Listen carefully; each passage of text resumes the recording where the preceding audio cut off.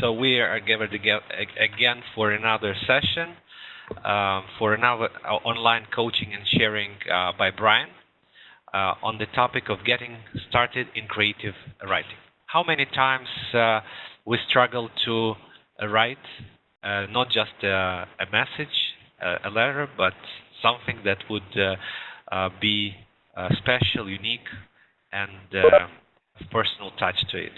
So Brian today will share some tips and will help us improve our personal writing skills. Brian is head of Workplay Lifestyle Cluster of Business BFC Green. So and I advise you also to check it out. Thank you, and Brian, all the scene is yours. Alrighty, well, thank you very much for Colleen. He always gives a great introduction. And thank you all very much for being here and being able to join us as well. As you can see from Colleen's introduction and from my first screen, we're going to be talking about getting started in creative writing. And it shouldn't go quite as long as the last session did on the history of the English language. But nonetheless, let's just jump into it. Hopefully we can inspire your creative writing passion, and we'll get you wanting to write a little bit more creatively as well. So let's go ahead and get started here. Now, before we jump into creative writing, I wanted to talk a little bit about how writing began, why it began, and you can kind of see how it evolved from there. We're not going to get too into it because that would, well, that would be another presentation all by itself. But writing began, for our purposes here, in ancient Sumer, a part of Sumeria. Now, it's said that it began independently in different other locations, such as in China. But we're going to talk about Sumer here because this is what's really important to us. And the reason it began is because it was really the first true urban civilization in the area. And as you can see here, there's a temple, and it served also not only as a temple for worship and religion, but also as a warehouse where they stored grains and other goods. They were constantly coming in and coming out, and because of that, they needed some way to keep track of it. So they started writing. So we have this lovely little man here whose job was to write things down as a scribe and keep track of what's coming in and what's going out and how much they have of grains and fish and all these other wonderful things. You can see here, the first writing was very simple. It was actually just a picture and some tally marks just to keep track of things. We've obviously come a long way since then from this picture. It slowly developed from, you can see on the left over here, from being this picture or drawing to something that's a little bit more abstract, and then on the right, by the time you get to the right-hand side, it's even more abstract. So it was really the process of abstraction that helped us develop writing. And along with that, there was also the process of compounding. So you have a sickle over here, grain, and that came to represent someone who was working the land, or a farmer. So these concepts eventually began to come together, both what you see here, the abstraction, and then the compounding. And eventually writing became, symbols became not just symbols for particular words, but they were also for particular syllables. And eventually that became into them being symbols for letters and an alphabet in general. So that's just a little bit of background for how writing actually began and how we started this wonderful thing that would eventually evolve into creative writing. Now, there are 4 basic purposes of writing, and it's important to remember that you can use multiple purposes together. You don't have to just do one, but there's 4 main purposes for basic purposes of writing, I should say.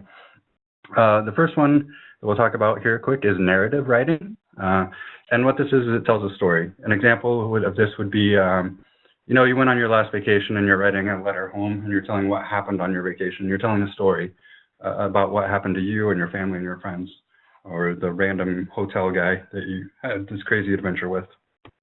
An example of this, another example of this would be Life of Pi by Jan Martel. If you haven't read it, it's a wonderful book and it tells a fascinating story. So I highly recommend that one. Life of Pi also uses what's called descriptive writing. And what it does is it simply describes something. It's a person, a place, a thing.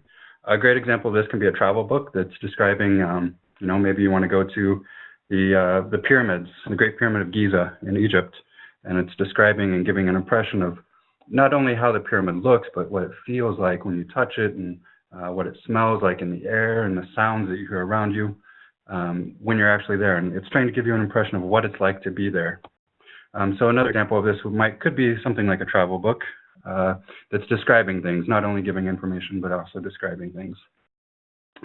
Travel books are also likely to give you information, which is our third form here. It's called expository writing, which is just straight information or explanations. An example of this would be an article about the history of the English language. Just giving you background information. It's not really detailing much. It's not giving you much description. It might be telling a little bit of a story, but not very much. It's mostly just for informational purposes. A great example of this is if you've been following my lifestyle cluster, you'll know I'm a big fan of Bill Bryson. Is actually from Iowa, where I grew up and spent most of my childhood. It's his book, A Short History of Nearly Everything. And all it is about 1,000 pages of information and explanations about everything from how the cosmos works to chemistry, biology, physics, anything. It quite literally is a short history of nearly everything. It's a wonderful examination of how informational writing can also be somewhat creative, because it is a very interesting read. It's not just very dry like you're reading a textbook. A textbook is also another great example of expository writing.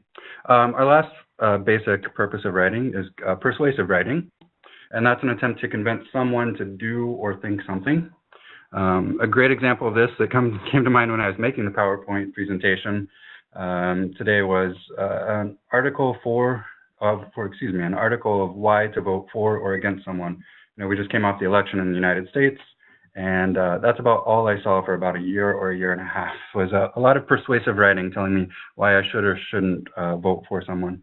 Another great example, this is another example from America, is actually the Declaration of Independence. It obviously declared our independence from Britain, but it also listed why, and it was trying to persuade people like these are the reasons we should be our own country. As I mentioned before, these can all be used and combined in different ways whenever you're telling something. So obviously when you're writing a narrative, when you're telling a story, you're going to be doing descriptive writing. You might even have to do a little expository writing or persuasive writing. Obviously at BFC, most of what we do is with our reports is expository writing. We're simply giving the information, explaining what happened, and then moving on from there. We do also do a little bit of persuasive writing. Excuse me. A little bit of persuasive writing when we give our recommendations and we're trying to kind of nudge the client or donor in the right direction, or what we think is the right direction, I should say. But it's mostly just expository writing that we're doing. And we tend to stay away from narrative writing and descriptive writing, which tend to be the more creative writing outlets.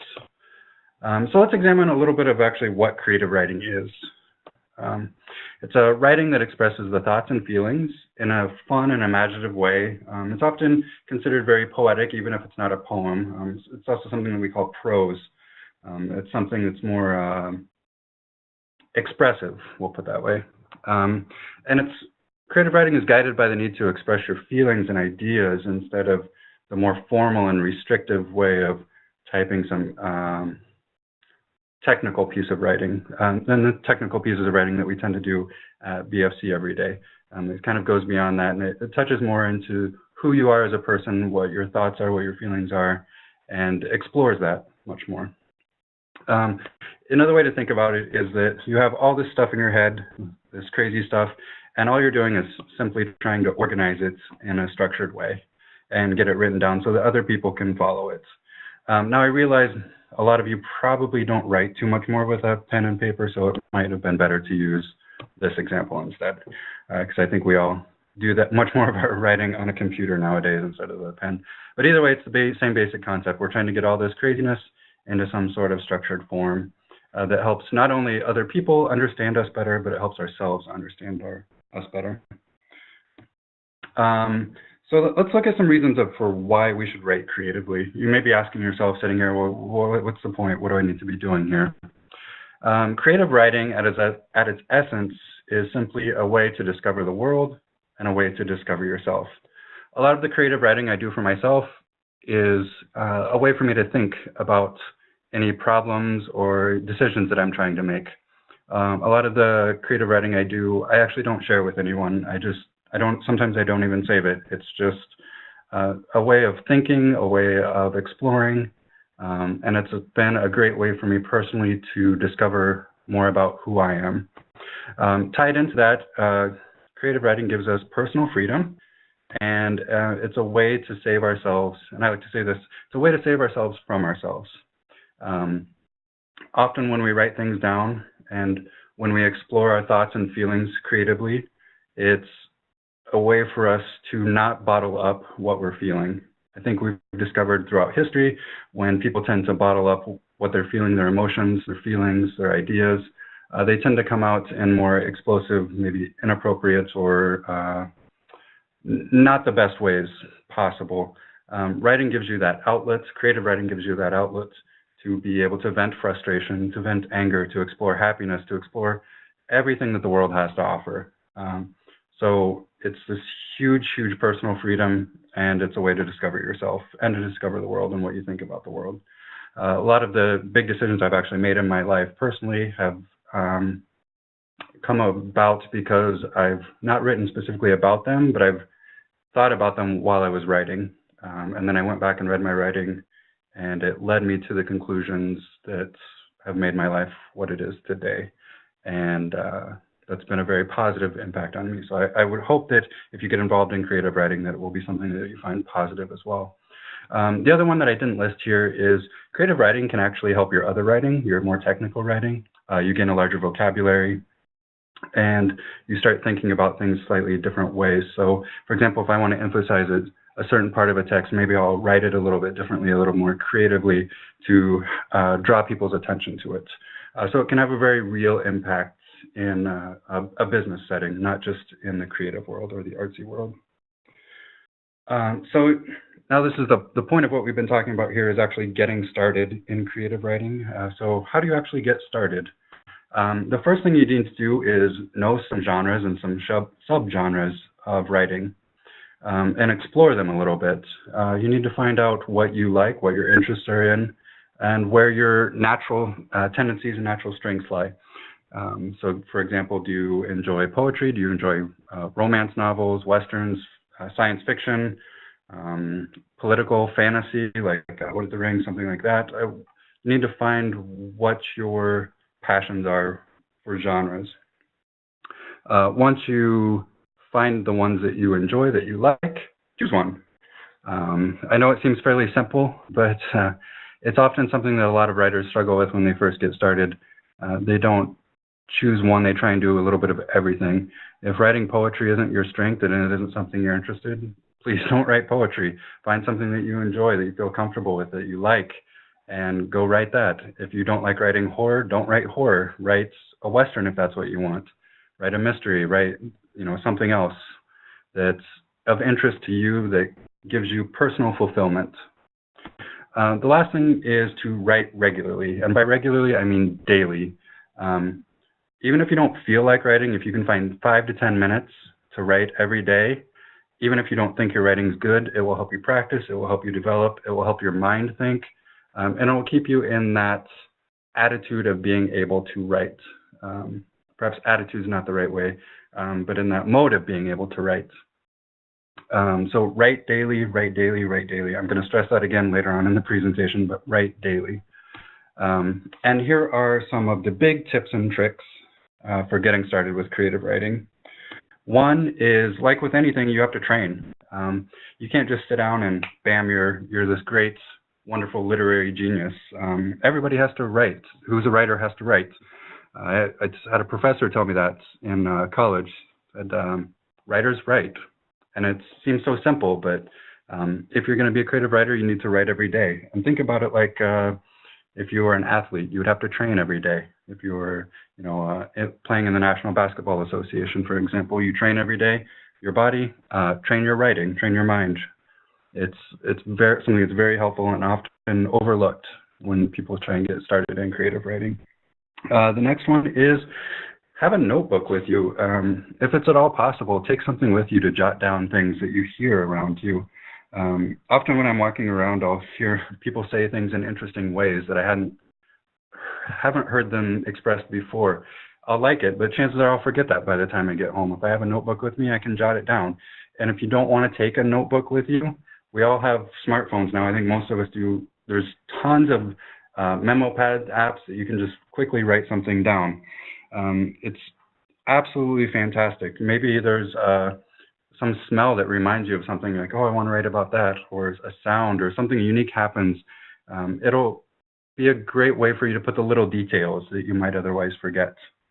And so since we have the modern technology, there's no excuse for you not to have something to be able to write down with you. The next little tip here is to try and find the time of day that's best for you.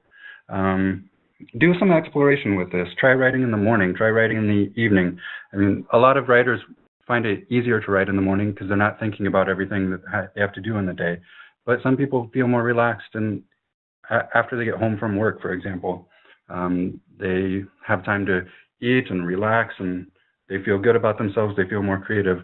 Do some exploration. Try finding 5 or 10 minutes here, 5 or 10 minutes there, and maybe 5 or 10 minutes, later on in the day, and feel what's best for you, and try and make that time at the time when you're feeling the most creative. It's very important and often overlooked. The next important tip here we have is that it's okay to make mistakes. You don't always have to be correct when you write. And that's because no matter what you write, no matter if you write something absolutely perfectly, you're going to have to come back and edit it, most likely. I can't think of the number of times I've written something that I thought was beautifully worded and expressed a great sentiment, and I came back and I reread it, and I thought it was still beautifully worded, but it wasn't quite what I was trying to say, so I had to edit it down. But the essence of what I wanted to say was there. So don't try and make things perfect when you're going the first time. Don't worry about it. It's okay to make mistakes. Just keep going. The important thing is to make sure you've got your creative juices flowing and that you're letting those out. You can come back and edit later.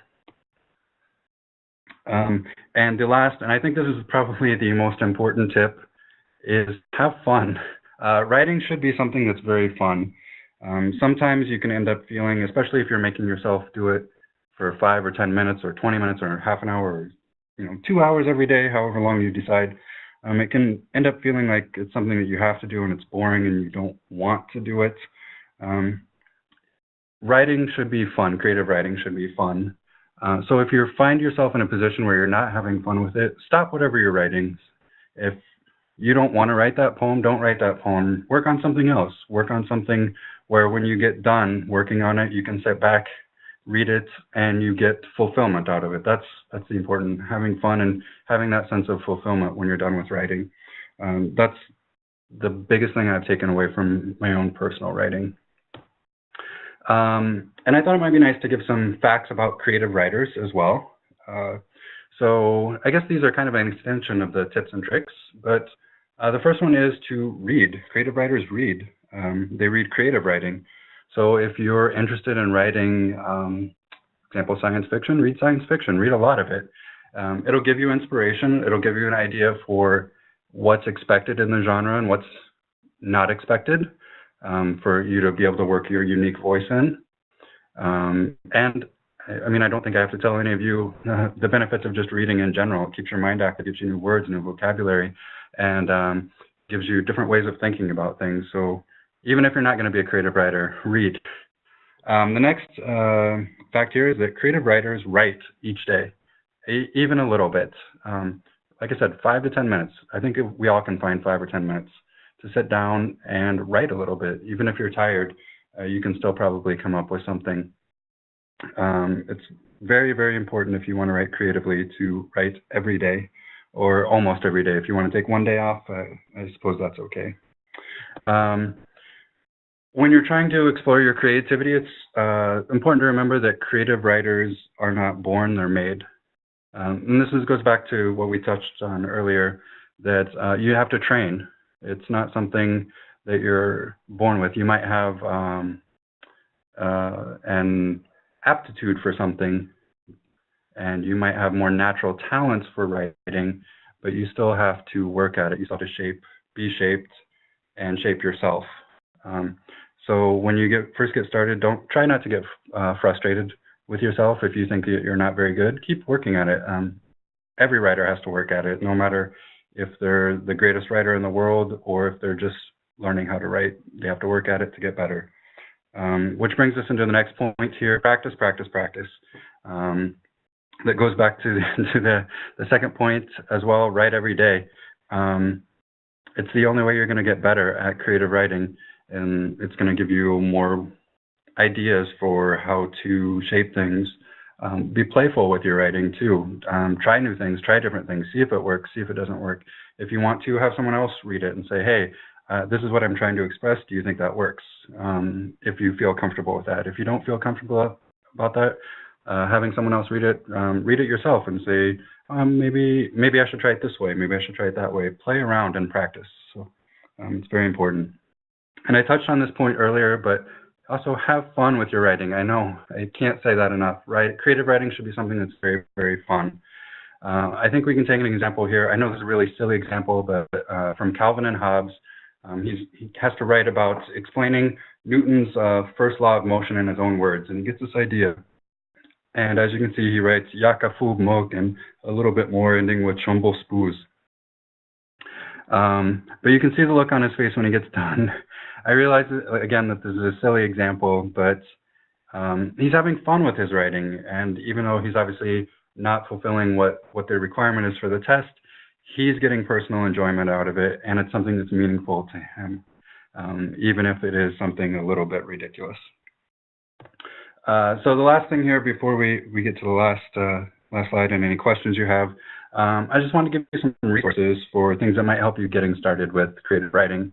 One is called a book called On Writing Well by William Zenzer. And it's basically, it offers the fundamental principles and some insights from distinguished writers that is a great resources for anybody who is a writer or wants to be a writer. So it doesn't matter if you're one of the best writers in the world or if you're just getting started. This book will probably have something to help you out. The next one is The Artist's Way by Julia Cameron.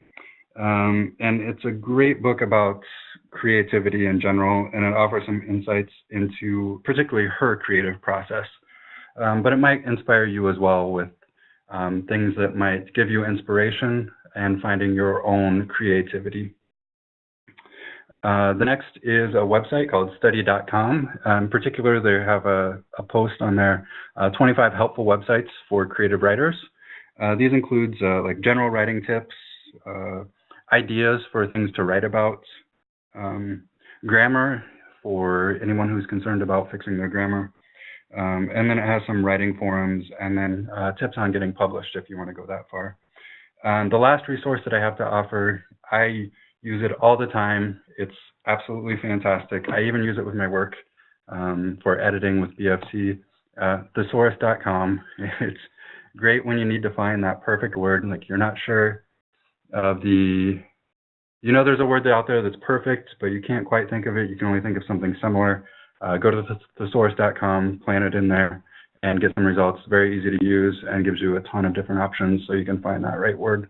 It'll help expand your vocabulary and help you find words that are going to make your writing more interesting so you're not using the same ones over and over again.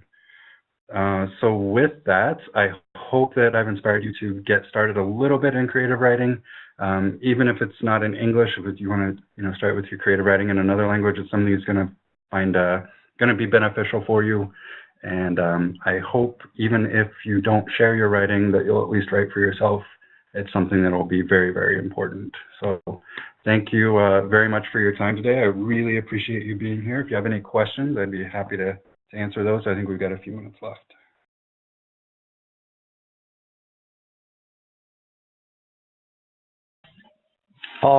First of all, thank you for the brilliant presentation, but could you send in chat the titles of the books which you have advised?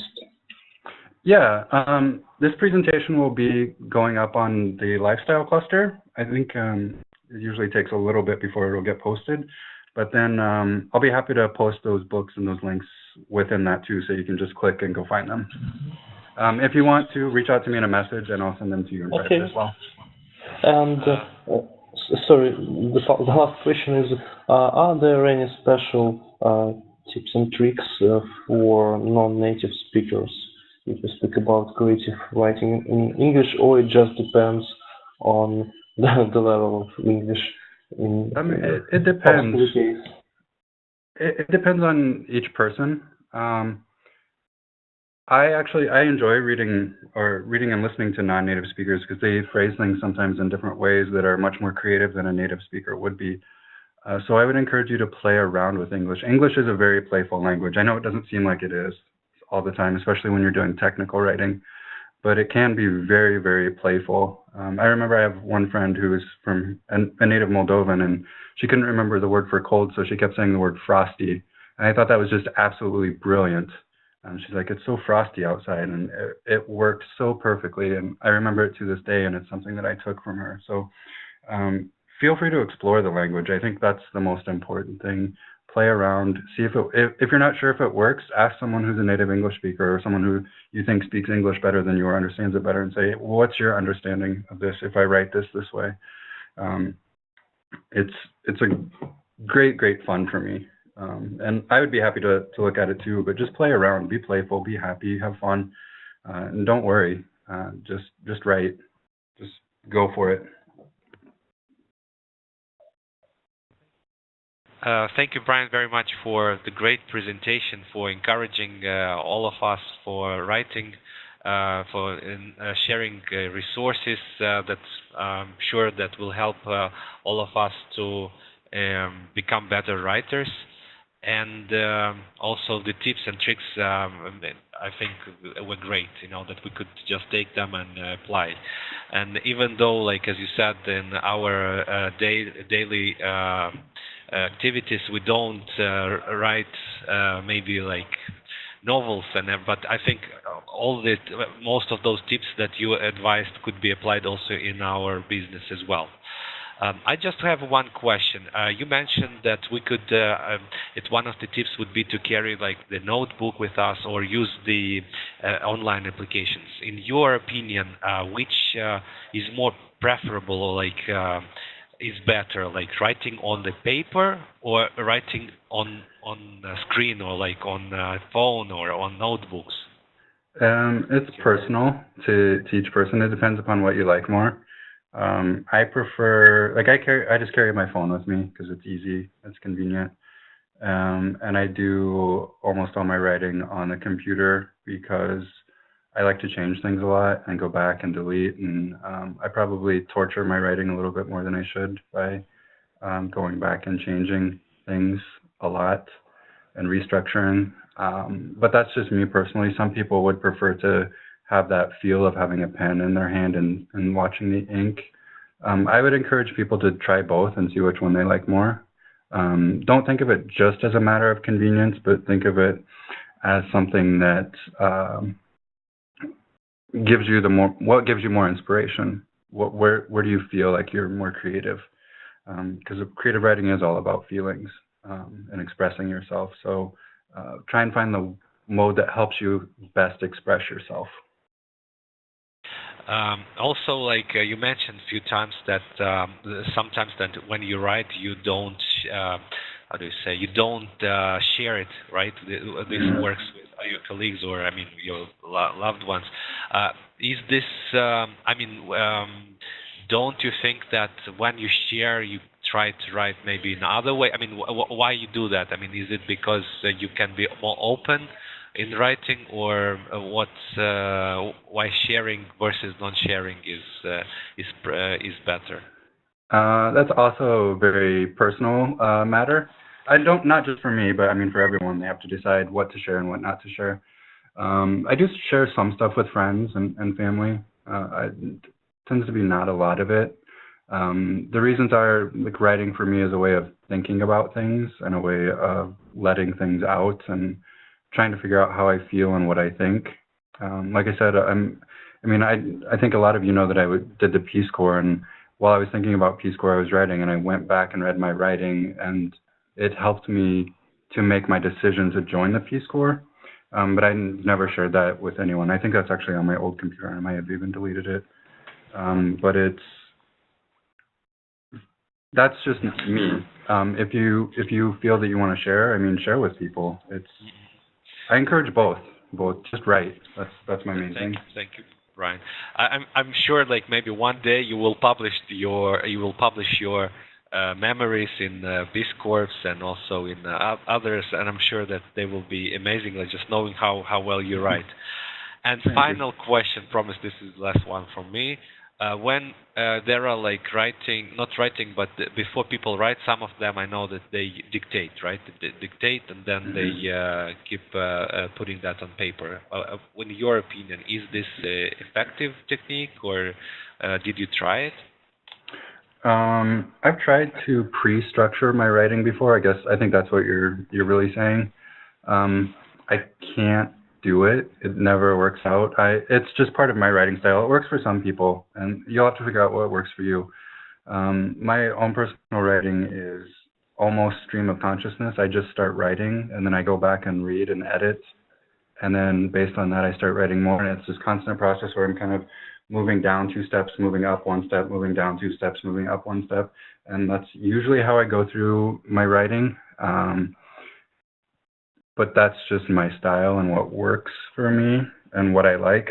Like I said, I've tried doing more structured, but every time I've tried it, by the time I start writing, it just I end up going on a far different path than I thought I was going to be. So it's not useful for me personally. But some people I know find it absolutely helpful. They love it. And if you're going to be writing something longer like a novel, you need to at least have some idea and some general sketch of where you want to go and who the characters are. So, I mean, there's balance there too. Even for me, if I'm going to write something longer, then I'll need at least a rough outline. All right, thank you very much, Brian. Anyone would like to ask maybe some tips just or have some questions? One question, because creative writing is differently seen here in my region. The question is creative writing an art or a craft? I would say it's an art. I think that. But you said you're not born but made. Even though that true. we know, do we have anxious for the white paper? I would say that artists aren't born either; that they're also made. I think it's a combination. Maybe that's a better way of putting it. You still have to be taught how to paint. You still have to be taught how to draw. And I think it depends upon how creative you are and how much you want to go. I don't think everyone was created equal, but I think everyone needs training to write creatively. I don't know if I'm making sense right now. I understand. Yes. But normally here it's saying, because perhaps of our tradition we are from in Germany, it's been against or from Romanticism, as you know, that was the genius idea of a genius. It means you're born with that, and you cannot make someone. And that means kind of just start, go ahead, and you mentioned the stream of consciousness, like with James Joyce. Just going ahead, and you will be the next James Joyce. And we said, no, not possible at all. You can write, but you will never reach this level. So that's kind of the difference between James Joyce and me, for instance. You know? Sure. I mean, I think there's a balance to it. I think even a genius needs to be prompted a bit and needs to have exposure to it and needs some sort of training. But it's the same, if you look at athletes, people have more inclination to be, a basketball player, and they have more natural talent. Maybe that's the better way of looking at it. They have more natural talent, but they still have to train, they still have to learn. And I think writing is similar. I think some people have more natural talent, but I think that everyone can at least learn some basics. And I think even the people that have the natural talent have to go through some training, or have to train themselves, we'll put it that way. Because, there's also an evaluation here and saying, okay, that's coming from the United States. We say, again, the creative writing schools. It means anyone starts to speak creative writing, and then but they are not William Faulkner. So, that is the issue here, yeah. But you were right. It's kind of, what you said, expository work or descriptive work is different, of course, and technical writing at BOC is different, and just starting to write in new Finnegans Wake. Yeah. Sure. I mean, it depends upon your goal with creative writing. I mean, I'm encouraging people to write mostly for themselves. And I think some of what we're talking about now is commercial or, getting published. And I think creative writing for yourself is important in and of itself. And I think that's where, the sort of anybody can write motto comes along. And I think that's the American perspective of it's important in and of itself, even if you don't go anywhere with it. Yeah, that's what I said. You saving your view of the world and saving yourself, yeah, and getting structured, perhaps, yeah. I understand this. Yeah. Okay, thank you.